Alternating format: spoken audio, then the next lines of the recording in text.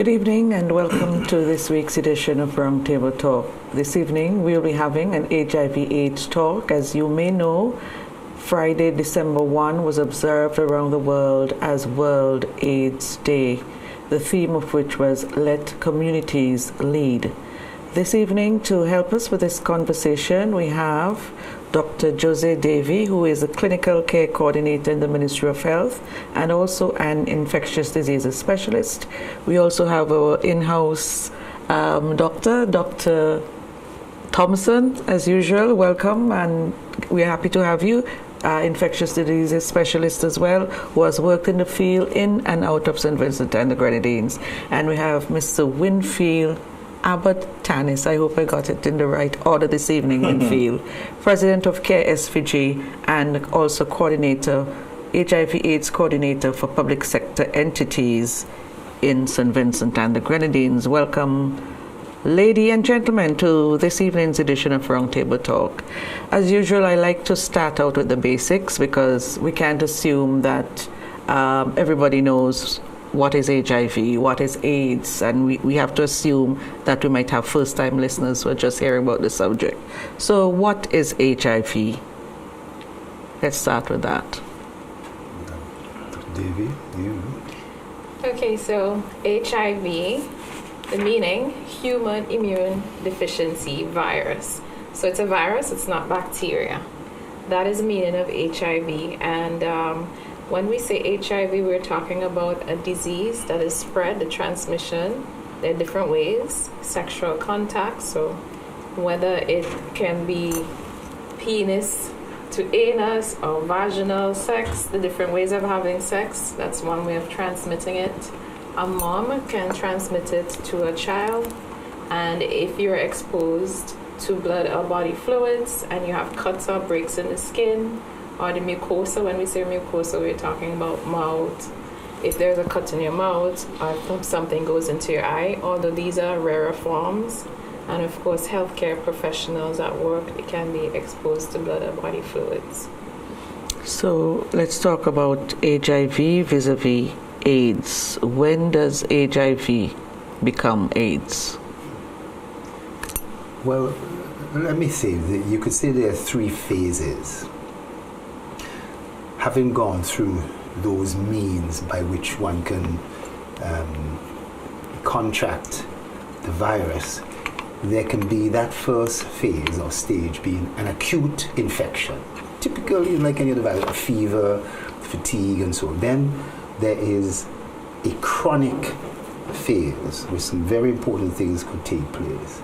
And then, that during the chronic phase, the immune system is being eroded, is being attacked, being compromised. And then that third phase in which the immune system really has gone through a stage of deterioration, that it's now going into that third phase of AIDS. So one has to understand those three phases, and we now know a number of very important principles as regards we can stop the progression of an individual from the acute to the chronic to AIDS with treatment. We can't cure AIDS as such, but we can prevent that progression, and that's the important issue that I think we're going to face. So we have acute, chronic, and AIDS. Mm-hmm. So what is the time frame in respect of how you move from one stage to the next? Well, the acute phase is a matter of a couple of weeks, two weeks, and so you start seeing the effect. But somebody could go into chronic phase for quite some time. A number of years. It depends on the nutritional state and all those sort of things. And to some extent, it depends on the strain of that particular virus. You know, we've learned a lot from COVID about Delta strain and Gamma and Omicron and all that kind of stuff. Well, AIDS has, there are two types, HIV-1, HIV-2. two different distinct viruses, which HIV-1 is more complicated. And then there are strains and even subtypes. And all these can have different effects, greater progression, drug resistance, inability to treat, or the rate of progression. And really, AIDS comes after a period of time, maybe as much as a couple, but there's some distinct features when AIDS comes on. Maybe Dr. Davey, you talk about that, the clinical definition of what AIDS is. Do we know how many strains there are? You mean in the world? Mm-hmm. There are literally hundreds of them. And as was mentioned, there are groups and subgroups in HIV-1. And they're combination viruses. So when we say combination viruses, let's say, not giving anybody at this table any disease, let's say there's a patient who has HIV-1, but subgroup B or C. In the Caribbean, we circulate B's and C's. But let's say that person goes to the UK, finds someone who has HIV as well, have sex with them, and they had an A3, then you have a combination. And those are easier to treat. But to go back to the question that you asked earlier on, as in the time frame, that changes depending on the person and depending on all these factors. But it's usually a period of around 3 to 10 years. I have, in experience, seen people who, this is before we had Treat All, and we'll talk about that later, that they were there with the virus, 10 years would pass and they would never be sick, as opposed to someone else 2 years and they're severely ill. So all these factors, which strain of virus you had, where was your immune state, diabetics don't fare well, persons living with other diseases such as human T lymphotropic virus, which we do have a lot here in St. Vincent, 6% of the population. And what is that? Human T lymphotropic virus. To give you an idea of what HTLV is, when HIV came on the scene, they thought it was another HTLV virus. If you've ever gone down the street and see someone walking with their arm like this and dragging their feet, that is a result of this HTLV virus. And thank you for the opportunity to talk about it, because not a lot of people know about it, and the main way of transmission is through breastfeeding. So when ladies are pregnant, it is now one of the recommended tests in pregnancy, but not to take away the attention from our HIV. But yes, it's important as well that we share some light on HTLV. What causes some people to get sick or deteriorate more quickly than others? I think there's a lot of factors. And I want to put another factor. There is a genetic state that provides some element of resistance. There's some people, because of particular genes, they are resistant to the HIV viral infection. They can inherit 2 genes from their parents. Surprisingly, this is linked to resistance to syphilis, resistant to smallpox. This is very interesting. But and I've surprisingly had a number of patients who were involved in relationships. You would expect that they will become positive, and after repeated testing for a number of years, they're negative because they have genes that protect them. And this has led to some of the more intensive studies. Matter of fact, a recent bone marrow transplant of a HIV patient seemed to be successful. The transplant came from someone who had resistant genes. But in answer to your question, I think that in the same way that some persons are more prone to diabetes, persons who are going to consume alcohol, persons who have not changed their lifestyle. But the most important thing we found is that if you're HIV positive and you are not on treatment, you are likely to progress over a period of time to AIDS. But treatment allows that process to be slowed down, and for individuals. We halting that particular process. Of course, over a period of time, there could be drug resistance, the drugs could fail, there could be other factors that come into play. But one of the more important things is that if an individual goes on treatment early in the course of their diagnosis, we could prevent the progression to the later stages of AIDS and so forth, and the complications that come with it. So first there must be a diagnosis, which means that you have to get tested. Yeah. And I think that's why throughout the world they've been promoting testing. I mean, I'm glad to see around the place there free tests are being offered. Tests are being offered at clinics. I mean, I could hear a little bit more about that. I'm so impressed with that, with the Ministry of Health and the organizers making tests available to people and providing the circumstance that they could go in and get the test without the stigma and the shame and all those other factors. And we have to encourage people. It's your interest to go and get tested early so that you could receive treatment early and stop the progression to a later stage, as opposed to hiding and the disease is progressing all the time.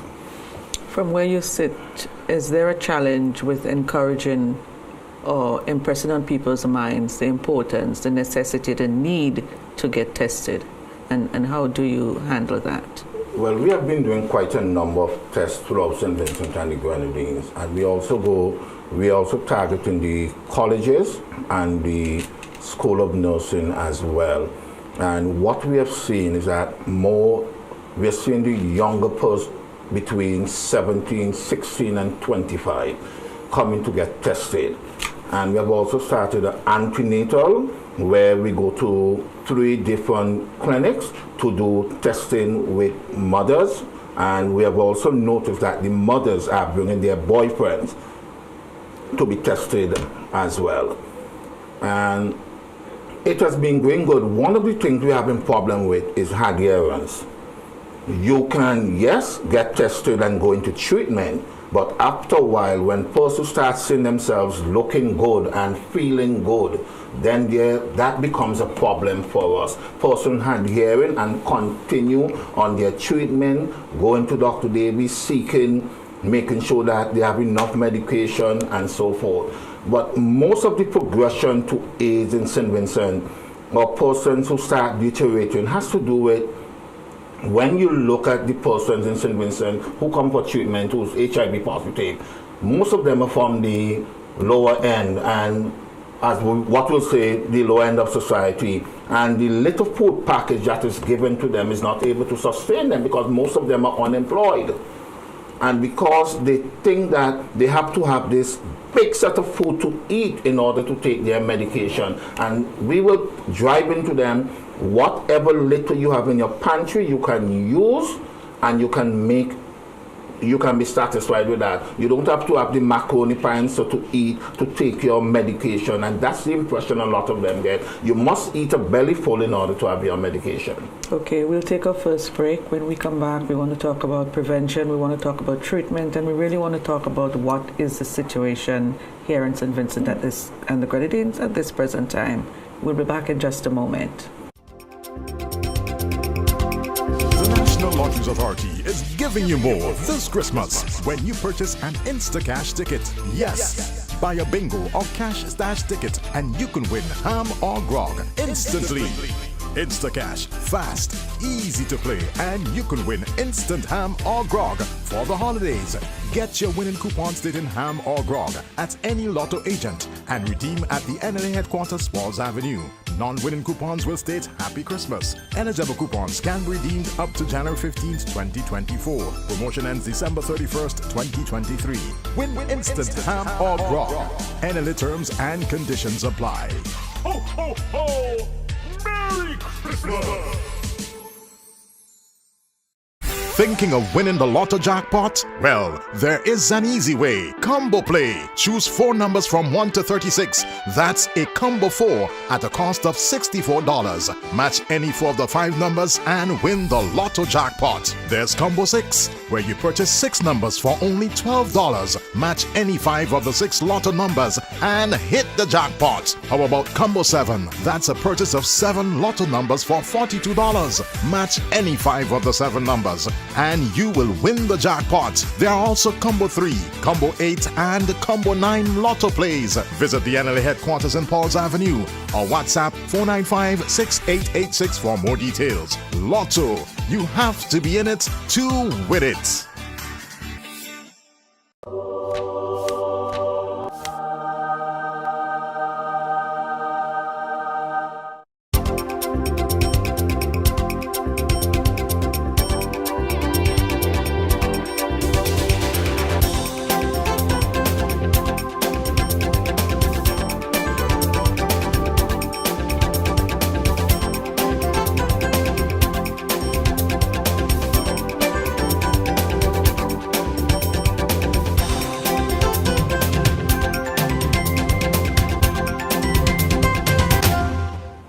Welcome back. We like to know what's happening at the local level. What is the true position? What is the current position? Because there are a lot of misconceptions, a lot of inaccurate reports. You hear sometimes just the sound bites without really getting the context and the real facts.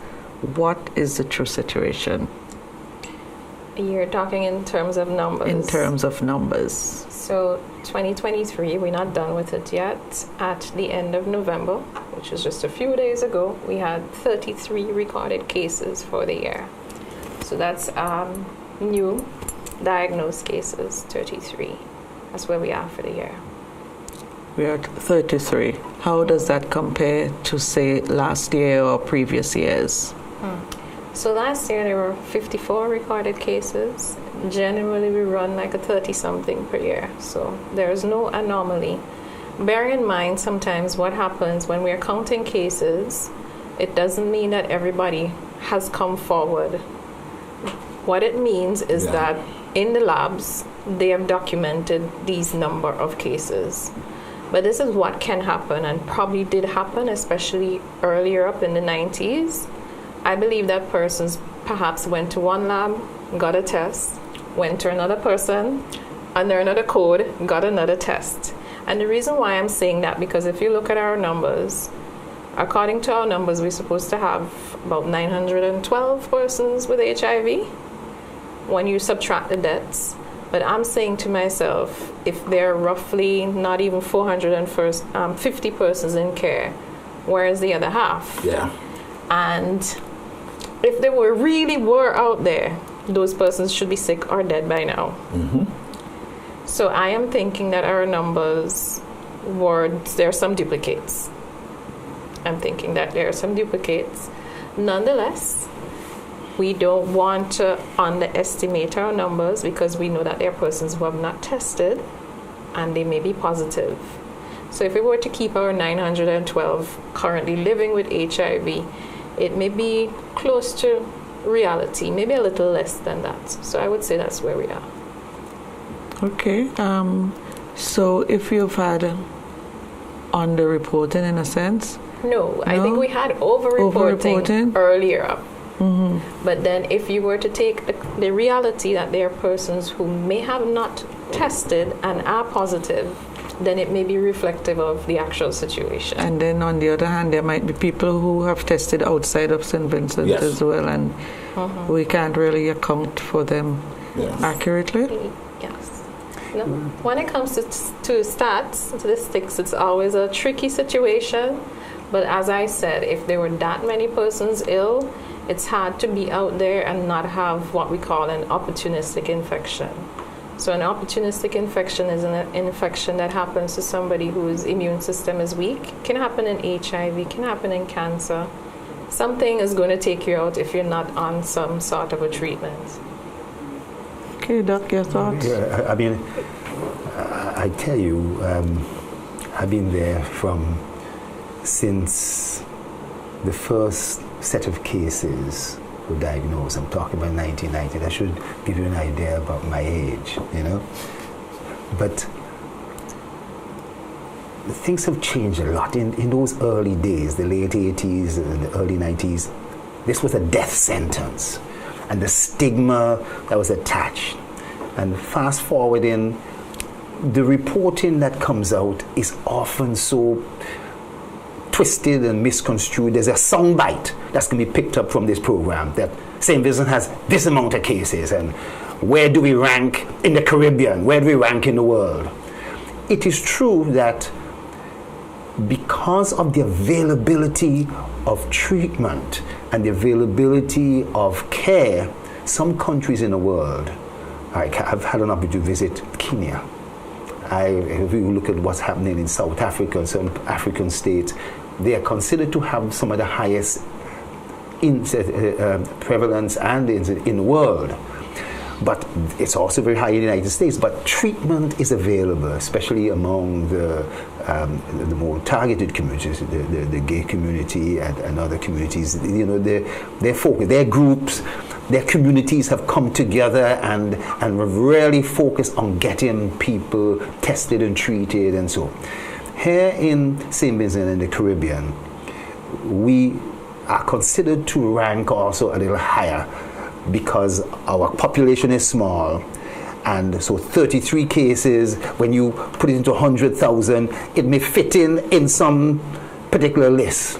But the important thing is that those 33 cases are put into some form of treatment and so. And their contacts and other individuals are traced and also encouraged to get treatment, get tested, of course, first of all, and so forth. And the stigmatization and the way the media twists these things, I think is unfortunate. I think we got to really get the focus out that it's good for you to get tested, it's good for you to practice safe sex, it's good for you to basically, if you have had some sort of encounter, and to really go and get tested. And testing is easy, and treatment is available here in St. Vincent and the Grenadines. That's the principal thing. 33 cases. We're still with the statistics a little bit, yeah? Jose, don't mind me. What are we looking at in terms of age grouping and gender? So the males still top in terms of gender, but the females come forward more than the males in terms of adhering to their clinic dates, etc. The age group, we're still looking at the younger people, the post-teen, young adolescent, that age group, we're still looking at that, unfortunately. I guess they now believe that they're bionic people and nothing can take them out, but yeah, that's still the age group. Although we do have a quite of the elderly population, I like to tell people that don't think anyone is exempt. The oldest patient is 88. Good success there, yes. You look at me like, yeah, oldest patient is 88. Okay. But sometimes too, even with the young girls, when we have sessions with them and you offer them condoms, and you'll find a lot of them will say to you, oh, I know my partner is safe. And I always say, but do you know what your partner is doing when you're not around? And a lot of them don't want to use condoms, and they come up with all these excuses that the condom, and I will say, but we have water-based condoms that you can use that will not give you a rash or give you a negative reaction. And then they will say, oh, we tried that. And it's an excuse to go bareback and not to use condom, because they will tell you the thrill in doing that. And what you're seeing now with young people, they will let the man come out on the verge of ejaculation, and he will ejaculate over the eye. These are things that they start doing now, ejaculating in the face and not knowing that they're posed at.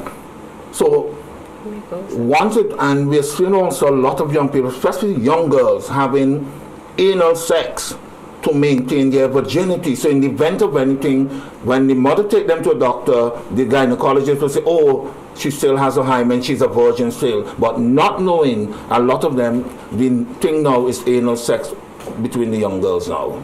And anal sex poses a higher risk Yeah. for any disease acquisition. Yeah. What would you say are the main drivers of the disease here? Okay.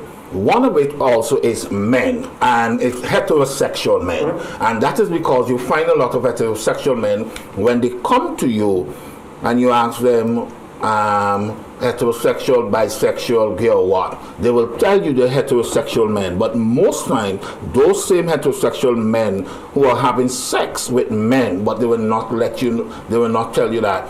But because of working in the community, you will hear them exchanging about their gay lifestyle and so forth. So if they come to me and say, when I say, are you gay, heterosexual, whom and whatnot, I cannot write down what they say to me. Even if I know personally that they are gay, I can't put that on the paper. I have to put heterosexual because that is what they say to me. And remember, that is confidential. But they may say to me after, but do you know, I do the boys by the side, but I couldn't put that on the paper because they did not tell me that. So this presents quite a challenge. Doctors? And it happens within the Caribbean, and so they are finding out now that the drivers, because men who have sex with men and sex workers and transgenders and so forth, they always take their test because a sex worker knows how money comes from having, or his money comes from having sex. But with the heterosexual, he just doesn't care. He will have it with everybody and think that HIV will not come to his door. Rolling of a dice, you know. Yeah. And in terms of how we reflect on this, truthfully, it has been taking place for centuries. And the introduction of a disease like this, it used to be syphilis. You understand? Syphilis was the big scourge in the 16th, 17th century. But and then we had herpes and we had other things like that. And the HIV, because of its nature, it's a serious problem. And I'm of the view that it can be difficult to tell persons they must not have sex. But people will accept that, but somehow or the other, the urges and the other issues will force them into that direction, whether prostitution, whether it's a more promiscuous lifestyle, or what, it is going to take place. And financially, too, a lot of people are caught in that kind of situation where they have to have multiple partners to gain the financial benefits from that particular means, you see. But Teresa, if it's one thing we have noticed, and I can share a story. A 14-year-old young lady came with her mom, and there has to be a reason why the mother brought her. And I remembered when we were interviewing her, I said to her, how many sexual partners you have? And she said 6, and she's 14 years old. And the next question was, how many of those you will have unprotected sex with? And she said 3, and the oldest was 36 years old. But when you listen to her story, and then when we questioned the mother, the girl said to the mother, you must stop telling lies, mommy. Because the man was the provider there, and the man said the woman was getting old. So it was easy enough for him, and the mother was allowing that to happen in a one-shack room with 2 other daughters living in the same space. We'll take a second break and come right back. More reasons to play this game. More money for way. Super 6 a bigger jackpot game. $1,120,000. That's the Super 6 jackpot from midday Friday, December 8th. It's $1,120,000. More reasons to play this game. More money for way. Super 6 a bigger jackpot game.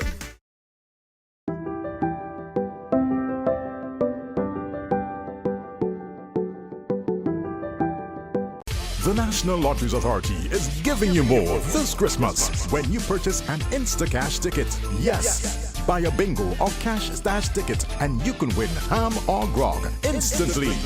Instacash, fast, easy to play, and you can win instant ham or grog for the holidays. Get your winning coupons dating ham or grog at any Lotto agent and redeem at the NLA headquarters, Walls Avenue. Non-winning coupons will state Happy Christmas. Eligible coupons can be redeemed up to January 15th, 2024. Promotion ends December 31st, 2023. Win instant ham or grog. NLA terms and conditions apply. Ho, ho, ho! Merry Christmas!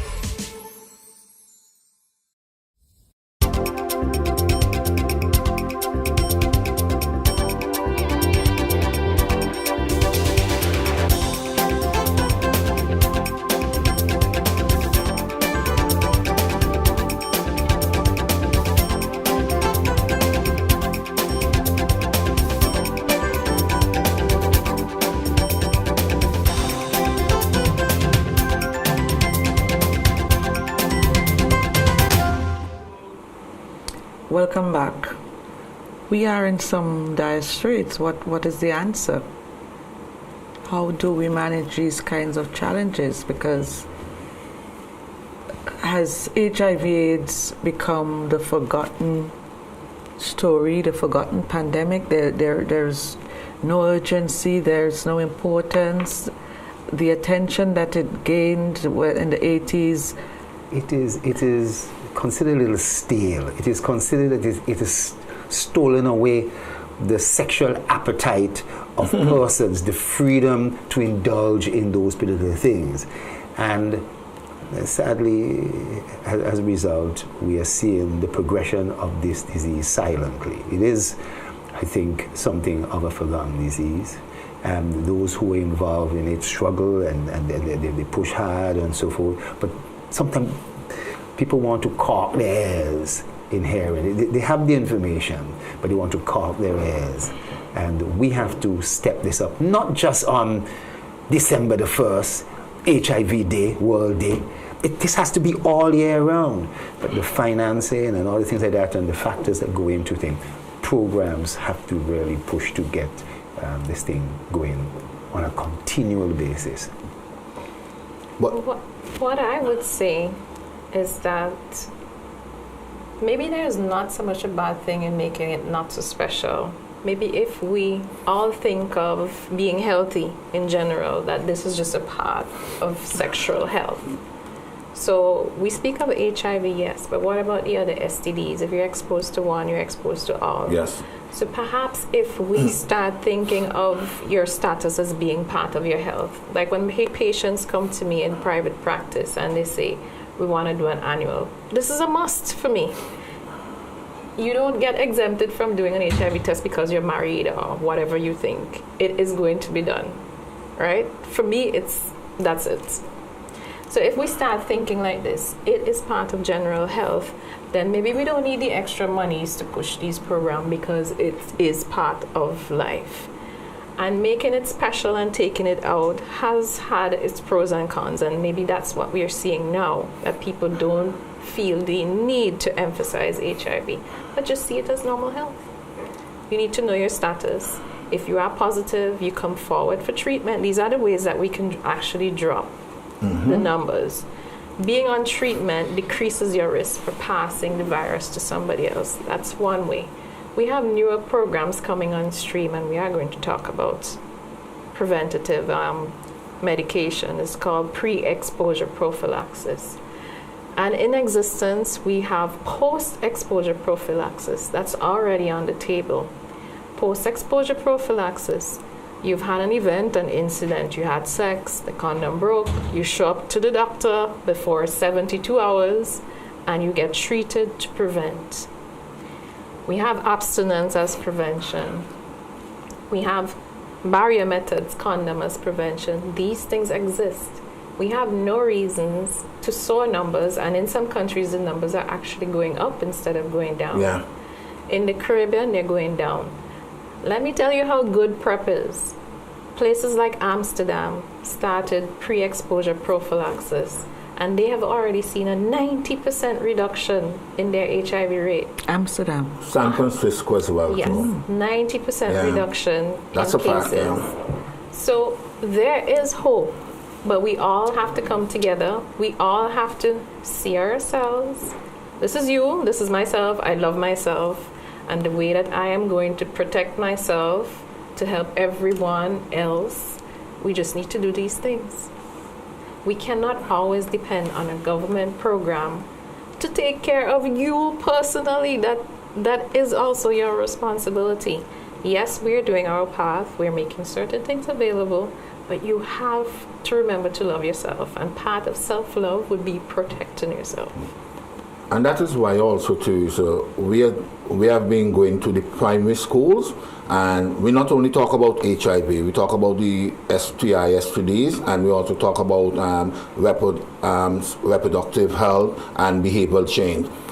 Because we have noticed that the children who have the tablets, when their mother, brother, sister use the tablet and look at pornography, they do not erase. And because that happened to a primary school I would have gone to, and it came up at the same time, and I told the teacher it's no fault of the child. I believe it was an adult.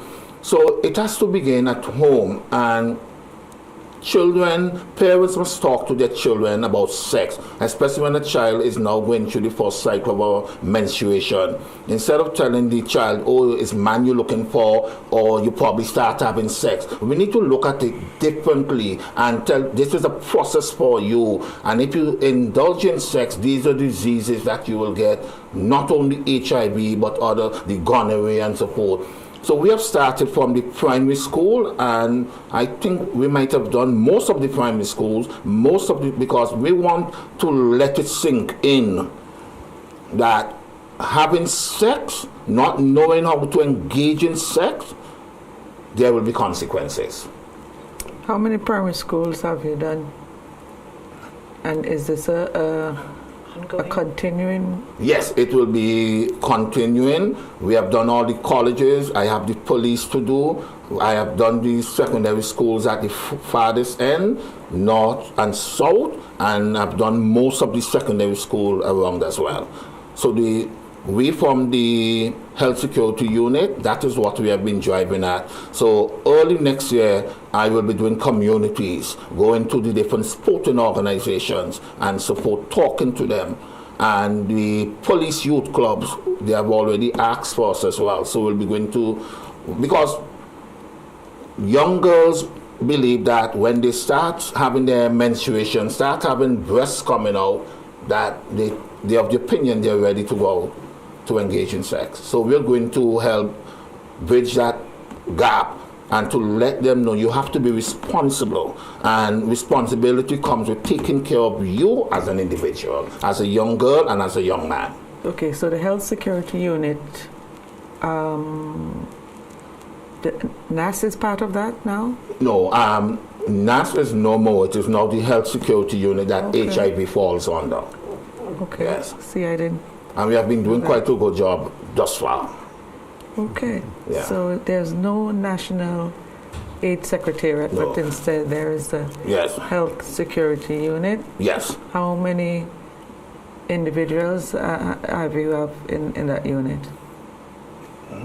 We have about 7, 8 of us in that unit. And the gentleman who does it is Carla and myself, the gentleman who does the testing. So as I said, we now go to the Stubbs Polyclinic, the Levi Latham Polyclinic, and Kingston Clinic, where we do antenatal, and we're seeing they are coming out to be tested. So instead of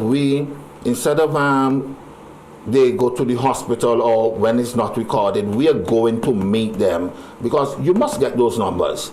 Because you must get a mother who may not want to go to be tested for anything at all, and it may not be written down, but we know once we go and he does all those tests, it is written down, and then we have a better recording, and we see those testing is being getting more and more. And what we have been seeing is that the young people who forms part of the key population, so if a young man comes to do a test, he will tell 10 others, and we start seeing them coming in droves and in groups coming to get their test done. So testing have been ramped up, and we're seeing more young people coming forward to be tested. You mentioned that as a private practitioner, you ensure that an HIV test is part of whatever medical. You think that that is a strategy that all medical practitioners should engage? I do. It's called provider-initiated testing and counseling. So all physicians, and if you see a patient, I would say 16 to 65 to start off with, but we know that there are persons who fall outside of that. Yeah. But if you see and they're interfacing with you for the first time, at least one test a year. Depending on their risk, you may have to make it more than one. But yes, I've had people who go like, well, I'm not testing because I'm not at risk. But once you are having sex, for me, you are considered at risk. Exactly. Okay. But I know in the States, once you go to a hospital, they don't even ask you. You are to be asked. Yeah? They can get sued if they Yes, don't. they as a don't matter of ask? fact, as a matter of Yes. fact, that has been one of the big difference. And I suppose it depends on the country. Yeah. Getting consent from the individual, and if the individual says no, or they're afraid, or not yet, I don't want to have it, then maybe respecting that. But I do like that particular concept of really spending a little time on and still encouraging the individual. Let's get the test, and we're not just getting this test, but the tests, unfortunately, some tests are free, other tests will cost some money, and it's a matter of that syphilis, other things, and so you may need. It's good to have those things done at the same time. We didn't speak about self-testing, but we've already done the pilot here for self-testing. Self-testing is where the person picks up the test and they do it in the privacy of their home. Okay, and that's available here. Yes. So whether or not they want to come forward for treatment, at least it puts them in a better position to make a more, better informed decisions as to whether or not they will keep protecting themselves or maybe disclose to a partner, and they make decisions from there. Okay. This is a fundamental issue, in terms of somebody who finds out they're positive, whether from a self-test or from a physician. And not going to treatment. Not going to treatment, but not telling Their partner. the partners, the individuals who basically, they're worried, they're concerned, they're afraid of what will happen. I think this is an important issue. Okay, we're going to take our final break, but there's a question someone is asking that you can think about during the break. There are parents and grandparents who don't know how to talk to their children about sex. How do we bridge the gap in our society? We'll answer that when we come back after this break. Thinking of winning the lotto jackpot? Well, there is an easy way. Combo Play. Choose 4 numbers from 1 to 36. That's a combo 4 at a cost of $64. Match any 4 of the 5 numbers and win the lotto jackpot. There's Combo 6, where you purchase 6 numbers for only $12. Match any 5 of the 6 lotto numbers and hit the jackpot. How about Combo 7? That's a purchase of 7 lotto numbers for $42. Match any 5 of the 7 numbers and you will win the jackpot. There are also Combo 3, Combo 8, and Combo 9 lotto plays. Visit the NLA headquarters in Pauls Avenue or WhatsApp 495-6886 for more details. Lotto, you have to be in it to win it.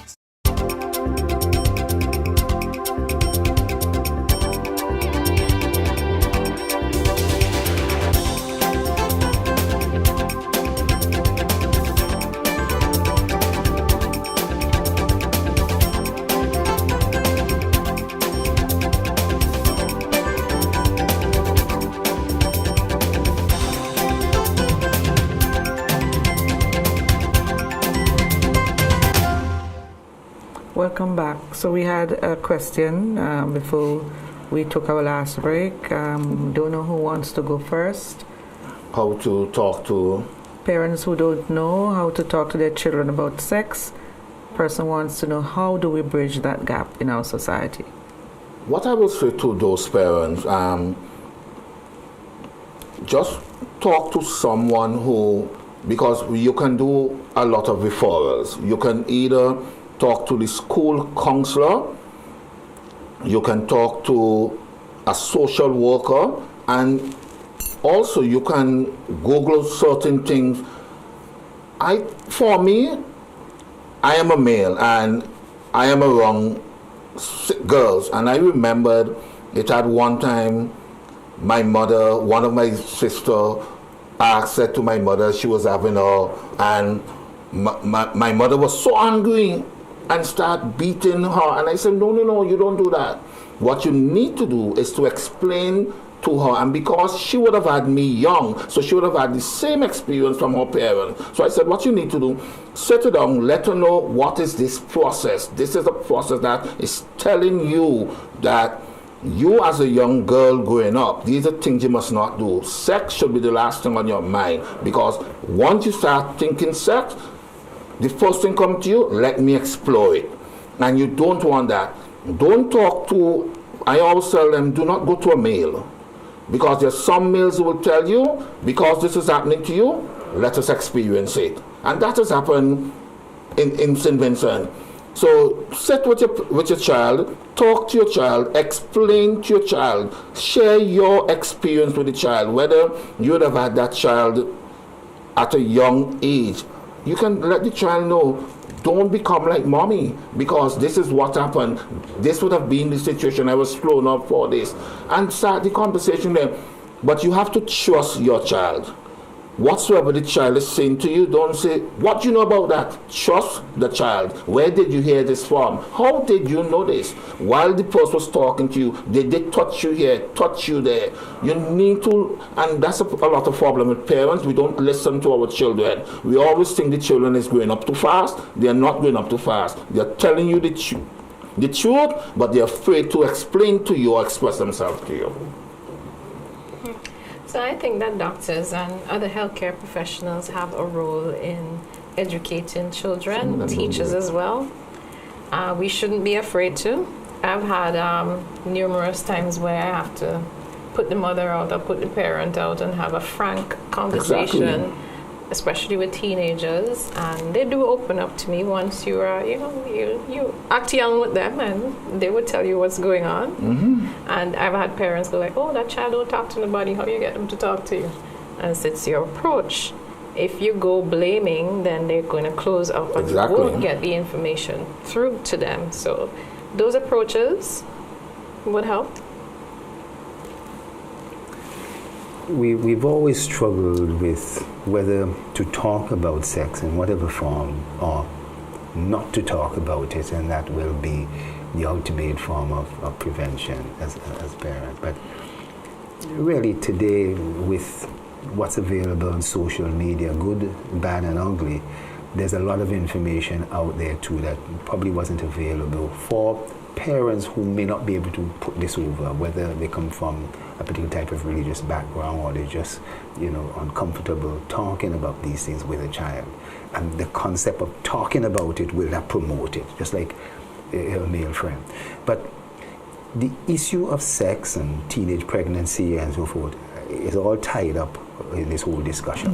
The concept now of HIV within that and other sexually transmitted diseases it really has to, I think, get some special attention, And I do believe that people try to forget, and there needs to be that continual reminder, and maybe it is going to be through the youth themselves. I'm really glad to hear about programs in terms of males, encouraging other males to come. I think we got to really push those programs more, because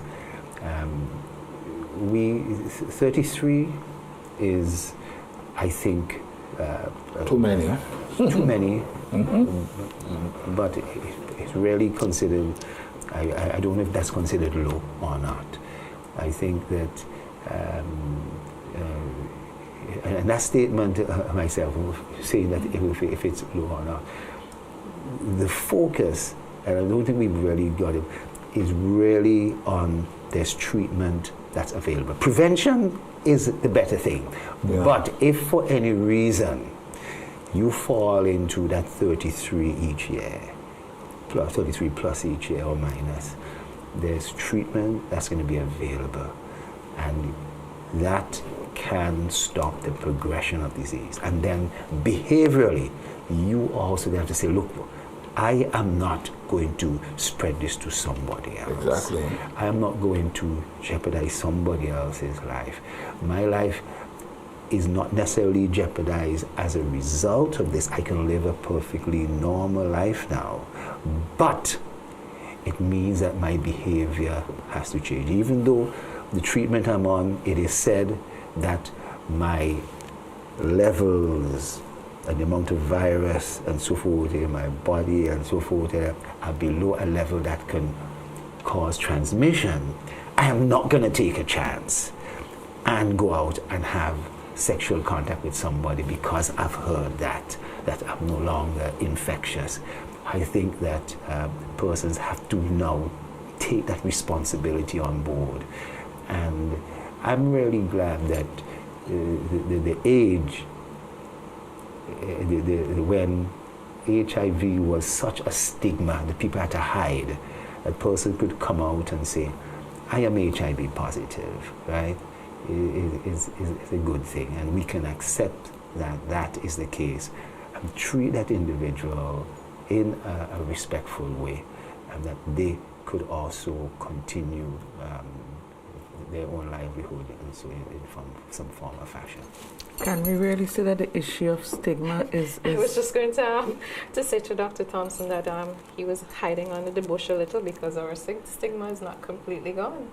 No, A matter of fact, there are people who still continue to lose their jobs once there's even a rumor that the person's HIV infected. That's wrong.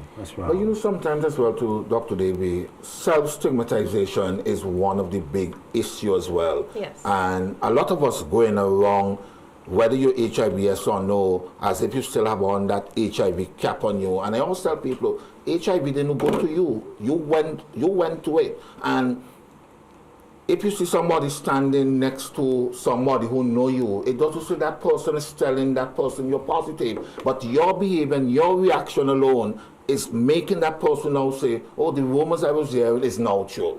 So you have a lot of self-stigma that is happening in St. Vincent, more than the actual stigma and discrimination. That has been really happening a lot. And when we get reports like that from Care SVG, we will go in. And like, for example, the ships, I am doing some HIV training with the high level management and few of these ships that the men will go and work on. If you're positive while on the ship, they will not fire you. But if you do a test here, do a test to go on the ship positive, they won't take you. No, and so I'm trying to let them. It depends on the liner because Disney does not discriminate. Yes, so that's something I've been working with. I want to just say as well that the health security unit will be having a night clinic on Friday at our building just below grammar school by the roundabout there. We will be having a night clinic on Friday from 6 p.m. we should start testing from 5. It will not be only to come and do HIV syphilis test. There will be dental, there will be quite a lot of different medical health services that will be offered there. And we will be going to Sandy Bay on the 15th of this month. And we start from 9, then we go on the 16th to Oria. So we're taking our services Is it a kind of 9 morning kind of thing, no? No, but I think we'll be involved in the 9 morning as well. We can't say that, but you know, sometimes we can't overwork ourselves. But we will be in Oria and Sandy Bay the 15th and the 16th, and we will be at the Kingston Prison and at Belle Isle. We usually will go there to do. So we're taking our test no matter where you are, incarcerated or not. We are coming to meet you and not only test, we talk to you, and we will do referrals as well. We do quite a lot of referrals. Okay, as we wind down this evening's program, let's talk about resources that are available locally. resources for testing and For treatment, HIV everything. AIDS period? Well, in terms of testing, I don't think that anybody can not show up to any healthcare center and not be attended in any way. So whether it's for testing or, well, I'm hopeful that in this day and age, 2023, that does not happen. So even though the facility may not have a rapid testing, at least they should be able to refer you to the hospital for testing. But we prefer persons to access rapid testing for good reasons. You get your results in 15, 20 minutes. You would get some of the counseling. And you can take a home test as well? Yes, you can get the self-testing and you can do that. So that's also one resource. You have your district doctors that you can go and talk to if something is happening. If they need to refer, then there are the services in Milton Cato Memorial Hospital. There's the infectious disease clinic where most of the patients are seen, positive patients are seen. They can also be seen privately, any doctor of their choice. We have collaborators like Planned Parenthood, yes, who would do testing not only for HIV but some of the other STDs as Yes. well. We have the health security where they'll do testing as well. You would tell us when they can come and look for you. every day, Monday to Friday. Except when he's in OES. Yeah, and except when Carly is doing antenatal, which she does, I think, Mondays, Wednesdays, and Fridays, I believe. Yes. So in terms of treatment is accessed at the Milton Cato Memorial Hospital. Free? It is free of cost. Persons needing their other blood tests, because we do check on your kidneys, liver, and all of these other things, your cholesterol. This is part of just doing general good health. All of that is free as well. So persons can be well cared for if they want to, if they come forward. So generally speaking, people living with HIV AIDS, once they access any medical facility run by the government, is free of cost. No matter how expensive that will be, it's free of cost for them. Yes. You know, I came back from Trinidad today, and yesterday I was surprised seeing in the paper where one of the major advocates in Trinidad was saying treatment should be free for HIV patients. I have no idea whether that is not the case or that is the case, but in a lot of... It is the case. When they go to MRF around, and I can speak for that because I used to be the chair for the regional board.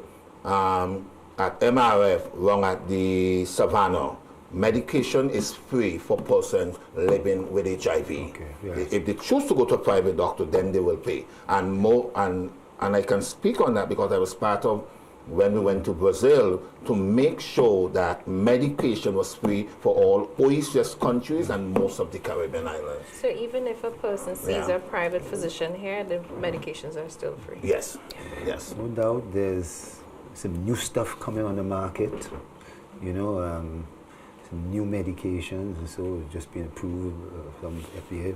Sadly, prices for those are a little too high. Research is still ongoing. I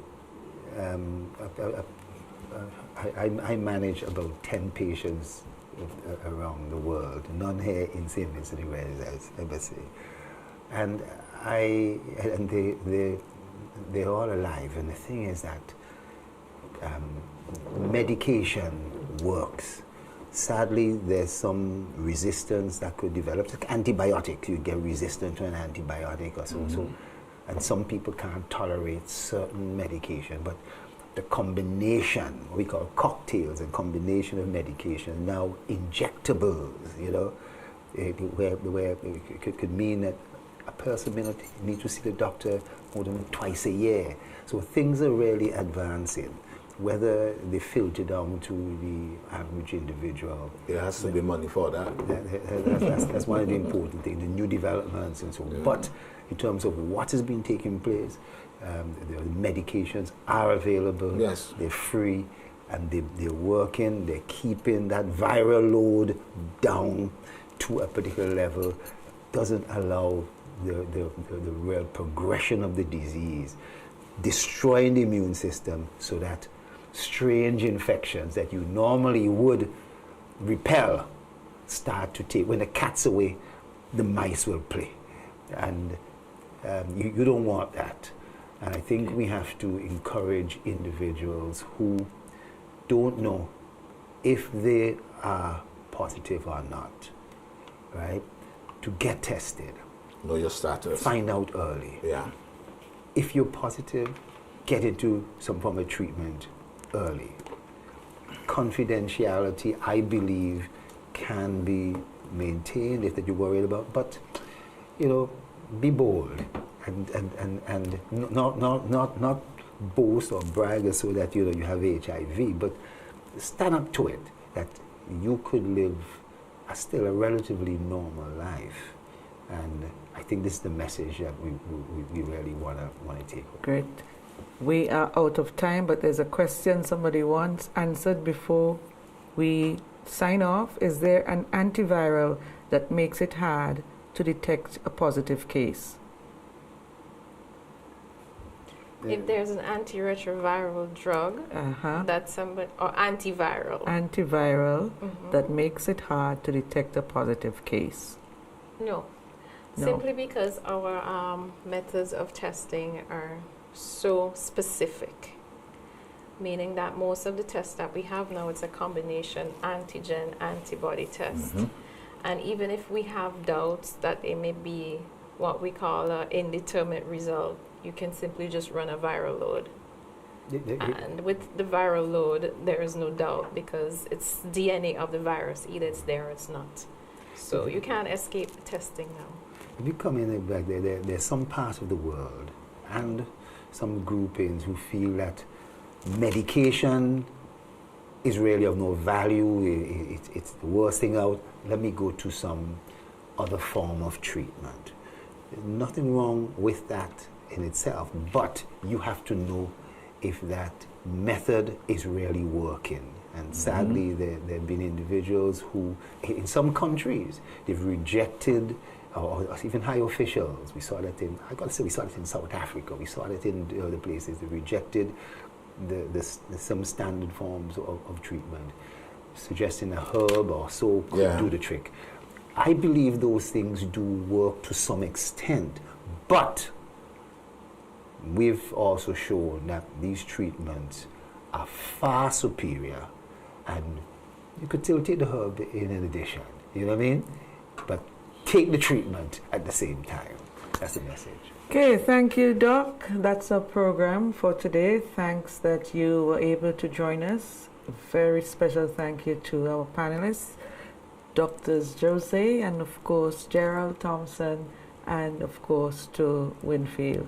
Thank you guys, great program. Thank you for having us. Appreciate. And this has got to be a continuous conversation, not something that we do every 1st of December. We at VC3 will continue to do our part to ensure that that conversation continues to happen. Have yourself a wonderful Wednesday evening. So long.